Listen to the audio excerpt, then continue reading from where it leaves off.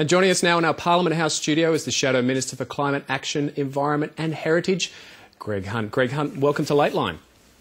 Good evening. Let's begin with today's rally, and tonight the Greens leader Bob Brown says he hopes your leader will apologise to the Prime Minister for speaking at the rally in front of offensive banners. In the rough and tumble of Australian politics, is Bob Brown being too sensitive? Free speech only matters when people say things with which you disagree. There will be statements made today which neither side of politics would endorse, but I would put this to the Prime Minister today, that whilst we were not responsible for any of the language of individuals, we stand for the position of no carbon tax. The Prime Minister is responsible for the comparison at this moment on the ALP website, where it compares Tony Abbott, the leader of the opposition, with a Nazi war criminal. So that's the test. The ALP website right now is comparing Tony Abbott with Hermann Goebbels, a Nazi war criminal. If the government is offended, they should start by looking in their own backyard. Did you go to the rally today? No, I met with no carbon tax rally representatives, and I also met with Climate Institute representatives. Your leader spoke at the rally as the Coalition's climate spokesman. You didn't feel any need to go to the rally? No, I met with representatives of both sides, as well as representatives of the Australian Youth Climate Coalition, as well as business representatives. And so I think it was an important rally. He did the right thing.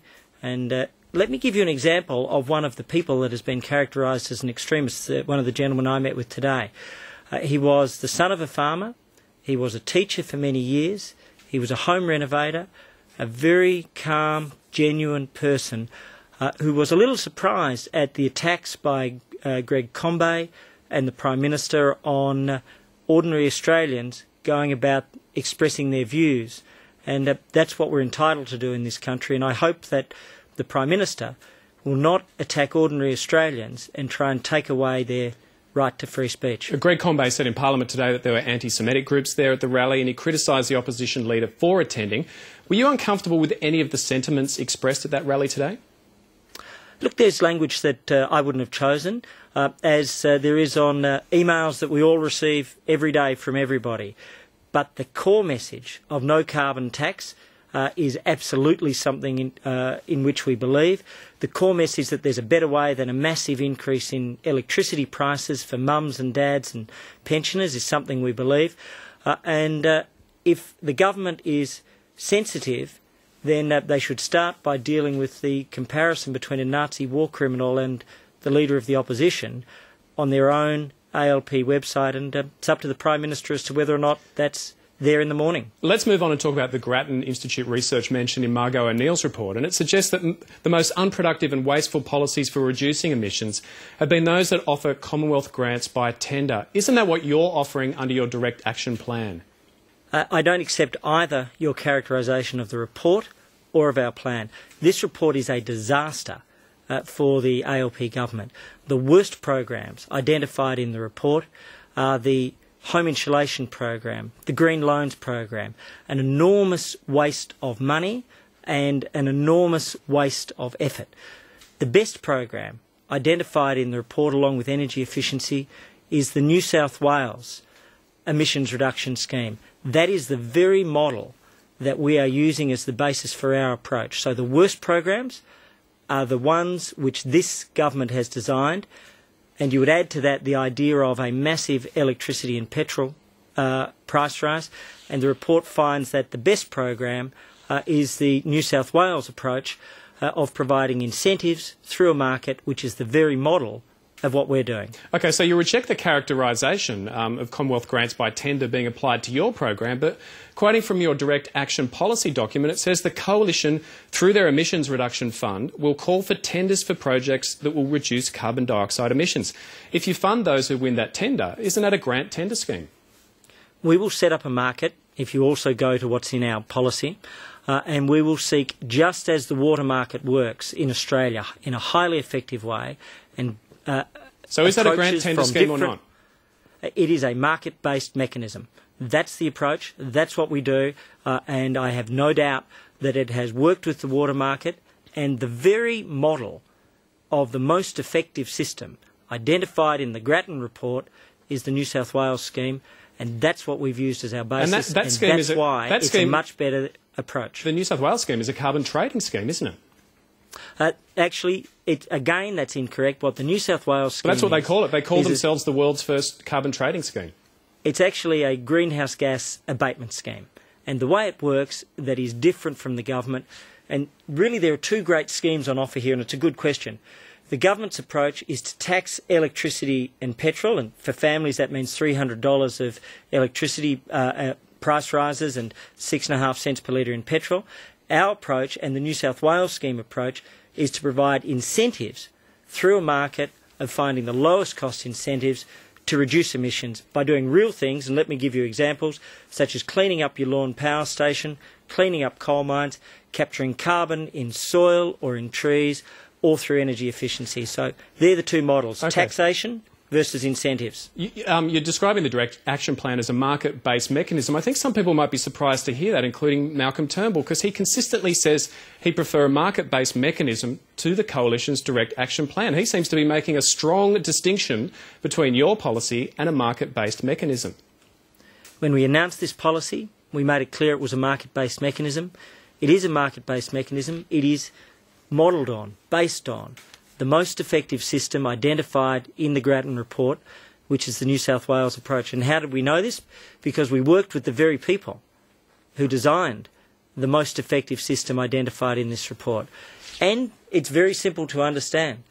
The government will operate by trying to force people to reduce their usage of electricity. That won't work. The history of economics in Australia is that if you drive up electricity prices, it doesn't affect demand in any great way because it's an essential service.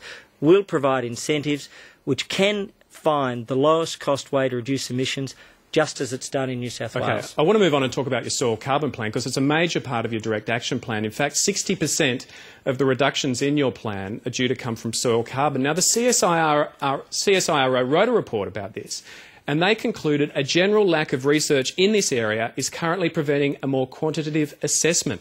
Now, if the research is not there to back it up, how can you be so sure it will work? Well, we've actually worked with groups right around the country, identifying soil carbon, and what we see is very simple, that it is real. The Prime Minister herself, on the Q&A program last Monday night, referred to soil carbon as one of the extraordinary opportunities facing this country, and she was right on that point. Now, in terms of the groups that we've worked with, what about that CSIRO report? What about that CSIRO report? It's saying that it has limited field data on soil carbon. Isn't it a major gamble if 60% of your emissions reductions are coming from something that the CSIRO says has very little research? I know that CSIRO report well, and with great respect, you are mischaracterising it badly. This is a report about the potential of soil carbon. There are field trials which have been successful right around this country. You go to the area How large near are those Dubbo. field trials?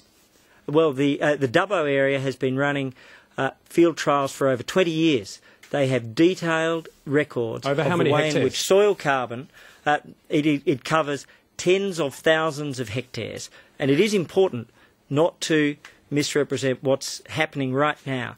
The important message that we can capture in our soils a reduction in global CO2 by improving the soil carbons, by improving the carrying capacity. So irrespective of where you stand on the climate debate, you improve the soil productivity, you improve the water retention, and this is one of the great opportunities, and it's one of the reasons why I am fundamentally optimistic that with the right incentives we can reduce emissions, improve our water yield and improve our productivity. This is something that should be embraced on all sides, as we speak, the government is preparing its carbon farming initiative.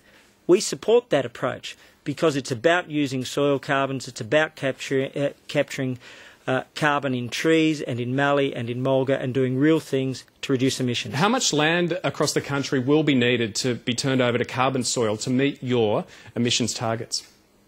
I've seen the government's approach on this, and what we've been told is that it is possible to capture, if you increase soils by 0.5% per annum in a small percentage of Australian soils, you can capture 150 million tonnes per annum. Now, there are differing estimates. Over what There are kind of differing landmass are we estimates. talking about here? We are talking about a landmass, if you are achieving the 150 million tonnes, of an area of roughly 100 square kilometres. Not tens of thousands, but 100 square kilometres of intensive agriculture would make an extraordinary achievement on many of the estimates. The government will trot out different estimates on different days. They were against soil carbon. Now the Prime Minister embraces it. Now they're introducing a carbon farming initiative. That is a small version of what we are proposing, and that's a good thing. We are winning that debate. Okay, This approach was rejected by the government, by the Prime Minister, and now it has been embraced by the Prime Minister, and they are bringing in a mechanism which will help deliver our approach. In your plan, you're offering farmers $8 to $10 a tonne in abatements for soil carbons. How much money per hectare are they going to get at that rate? Well, this will be determined on the basis of cost per tonne. And the reason why is because each farm is different. So the currency right around the world is about the cost of reducing emissions per tonne. And through soil carbons, if, as we expect, the market is likely to deliver an abatement cost of between $8 to $10, we can more than achieve our targets. It is worth comparing that with what the government is doing. The government is hoping to use the electricity and petrol tax mechanisms. That's going to require $16 billion a year, and that's going to mean that families pay $1,000 a year and will get less than half of that back. If we could just stay on the soil carbon issue. You're offering electricity generators $25 to $35 a tonne. What if the farmers don't take up your offer, thinking they'll get more per tonne if they sit and wait? With great respect, again, you are incorrect. What we have how do we know that? Because this is down the track. How do we know that won't happen? What we have said is not an express offer. We've said that the lowest cost will win. So if a soil carbon farmer were to put up their model and to say, look, we will tender 1,000 tonnes, and to compare that with somebody else, the lowest cost will win. What we were setting out is what others, through written proposals, have indicated is the likely range that they will put forward abatement. Soil carbon is not currently recognised under international carbon accounting rules. If that's the case, you've got a big hole in your emissions target, don't you? Completely false. That's completely false. It's not used carbon soil. You're completely false, because as of 2012, one of two things will occur in the world.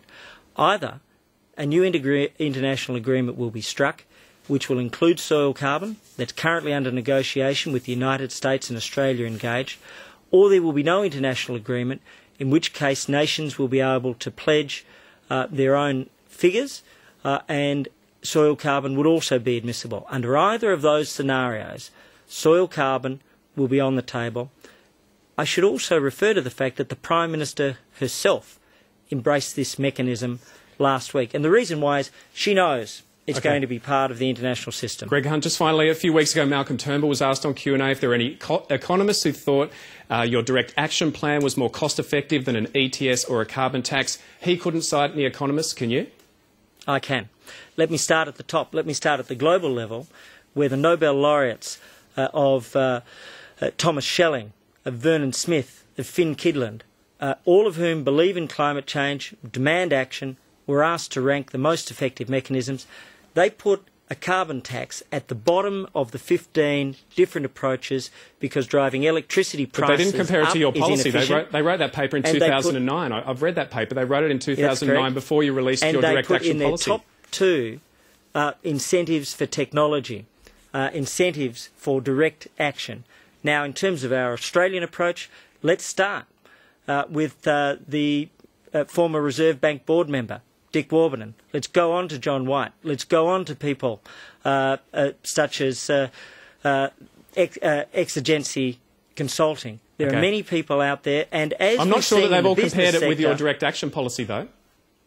Well, actually, all of those have referred to direct action, and all of those have made it clear that they are delighted to support that. So we begin with the laureates because right at the top, this is a choice between two different mechanisms: taxation and incentives. And taxation of goods where there is very high demand for people to use, such as electricity, is a very inefficient mechanism. Okay. Greg so Hunt, the bottom line is it's going to hurt families, and there's a better way. Greg Hunt, we're out of time, but thanks very much for joining us on Lateline tonight. It's a pleasure.